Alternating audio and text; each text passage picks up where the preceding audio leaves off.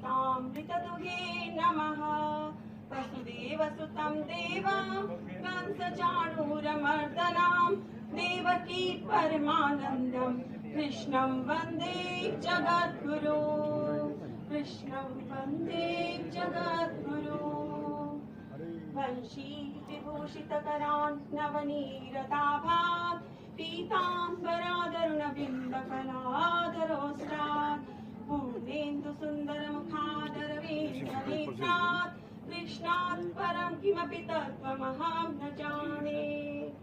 एकं शास्त्रं देवकी पुत्रगीताम् एको देवो देवकी पुत्र एव।